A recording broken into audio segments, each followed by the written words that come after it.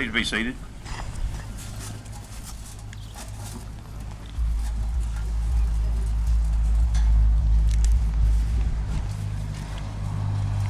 Memorial Day, a day of remembrance. Thank you for joining us for this Memorial Day ceremony. Once again, we have come together to remember, to recognize, and to honor our comrades who have gone on before us, to pay tribute to our brothers and sisters in arms.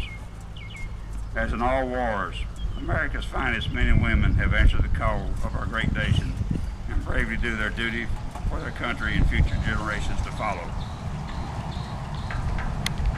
Before us, on this Veterans Memorial, are the names of 812 brave men and women with an affiliation to Chambers County. A few years ago, I reported that the Texas Department of Veterans Affairs showed 2,204 veterans for the fiscal year 2011 for Chambers County. I just received the fiscal report for 2013 showing a veteran population of 3,489, an increase of 1,285 veterans in Chambers County in just 2 years. Yes, our county is growing. The American Legion has received a letter from U.S. Senator John Cornyn that I would like to share with you. Dear fellow Texan, Fleet Admiral Chester W. Nimitz, a native Texan and revered commander of the U.S. Pacific Fleet in World War II, once said of the Marines who fought on Iwo Jima, uncommon valor was a common virtue. Indeed, this can be said of all of our nation's heroes who have placed the safety and freedoms of their fellow Americans before their own and made the ultimate sacrifice on our behalf. This Memorial Day, we remember all of Texas heroes who have gone before us.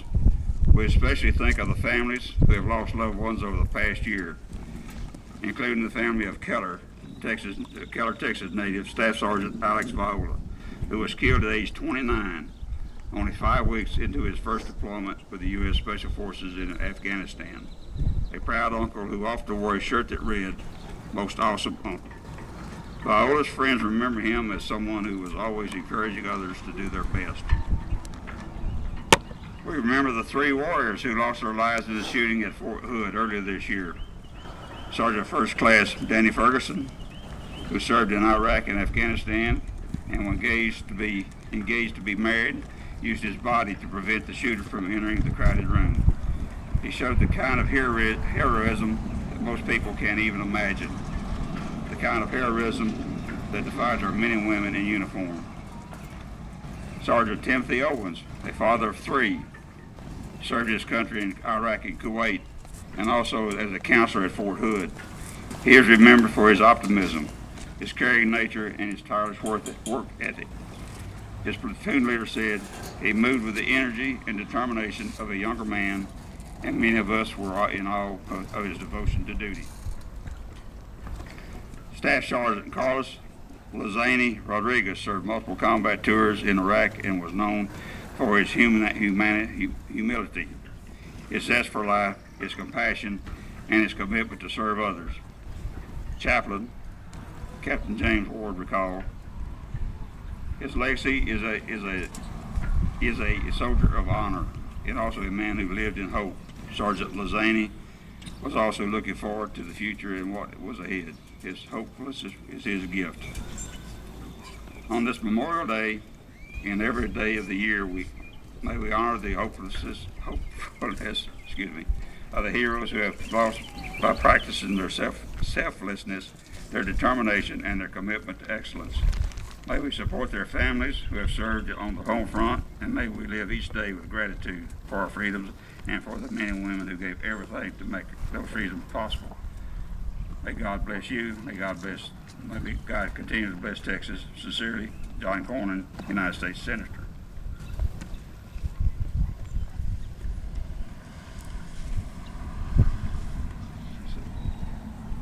Post 104 is trying something a little different this year. It's called a Battlefield Cross. There's a little history that I found on the internet that I would like to share with you. The origins of the battlefield cross or battle cross are a little vague, but it appears to lie in the American Civil War, and they are a bit grisly.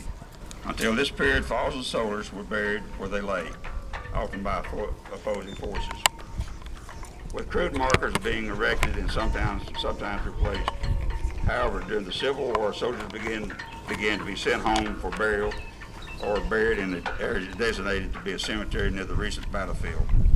After the battle was over, people would move through the battlefield to mark the bodies which needed to be recovered, and the most convenient marker would have been a soldier's rifle with its bayonet stuck into the ground with his hat placed on top. I was hoping that would work, but no. During World War II, as units moved rapidly advanced, soldiers and Marines would often bury the bodies of their fallen comrades as shallow graves. Once again, placing a rifle with a bayonet fixed into the ground and a helmet on top to indicate there here lies the remnants I need to get a tripod. of an American fighting man. Later, grave registration units would follow through and recover the remains for proper identification and burial.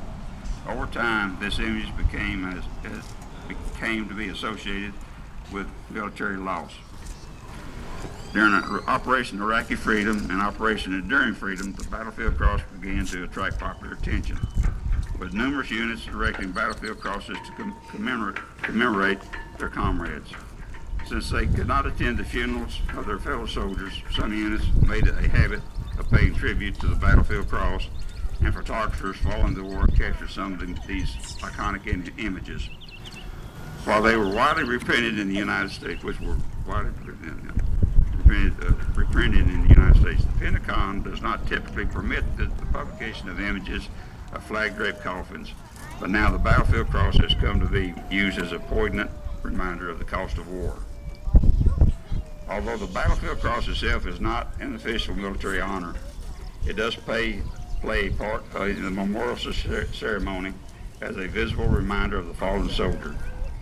Many unit commanders have recognized the value of the memorial, encouraging members of their units to pay their respects to the fallen comrades, and sometimes holding ceremonies at the site of the Battle Cross Memorial.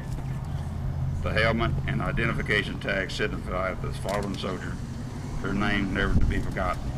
The inverted rifle with a bayonet signals a time of prayer, a break in the action to pay tribute to our friend.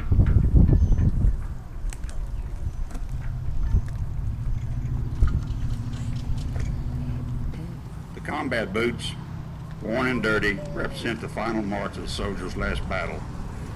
After a set period of time, the memorial is respectfully dismantled, with the components being returned to the unit for appropriate disposition.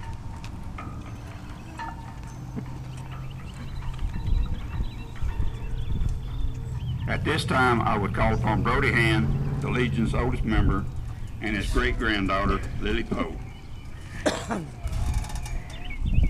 Lily has three great-grandfathers who fought in World War II.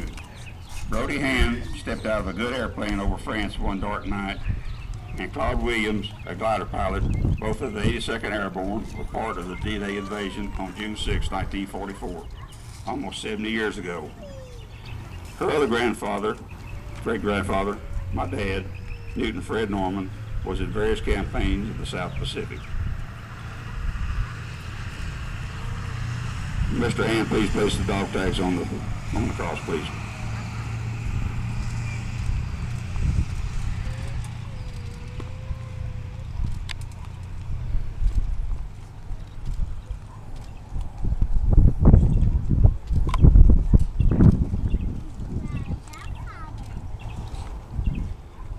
We have attempted to compile a list of local veterans who left us this past year. Their names will be read in random order, and the bells will be rung for each to honor their passing. With me, I have our chaplain to help me with this.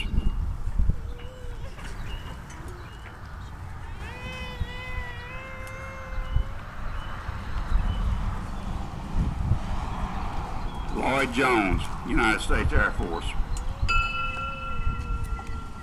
Marvin Hunter, United States Air Force. Keith Sandlin, United States Navy. Joseph Goodwin, United States Marine. Charles Fusen, United States Navy. Hall Keating, United States Navy. Glenn Gibson, United States Army. Alvin Stewart, United States Army. Nathan Baum, United States Air Force. Yul Dugat, United States Army. Wayne Dearman, United States Army Air Corps. Edward Mike Michelson, United States Navy and Air Force. Walter Cooley, United States Army. Robert Dean, United States Navy. James Beasley, United States Navy. Arthur Sherman, United States Army. George Watson, United States Army. Archie Huddleston, United States Army. Ronald Morris Stanley, United States Army.